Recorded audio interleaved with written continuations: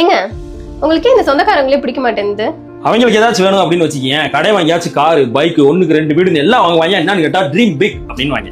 இதே நம்ம ஏதாச்சும் பண்ணோம்னா, தம்பி அகலக்கால் வைக்காதீங்க, இருக்கிறத வச்சு சந்தோஷமா இருந்து பழகுங்க அப்படின்னு வாங்க.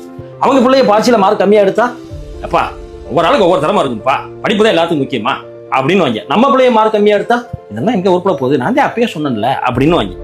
இதே மத்தவங்க பிள்ளைன்னா, எப்ப சாதிக்க போற, இவ்வளவு வயசாகிட்டே போகுது, சாதிக்கிற மாதிரி ஒரு ஐடியா இல்லையா அப்படின்னு வாங்க. இதே அவங்க வீட்டு பிள்ளைன்னு வச்சுக்கீங்க, சாதிக்கிறதுக்கு வயசு தேவையில்லை தம்பி, எந்த வயசுல வேணாலும் சாதிக்கலாம் இல்ல அப்படின்னு 1008 எக்ஸாம்ல கொண்டு வந்து உள்ள சொல்லுவாங்க.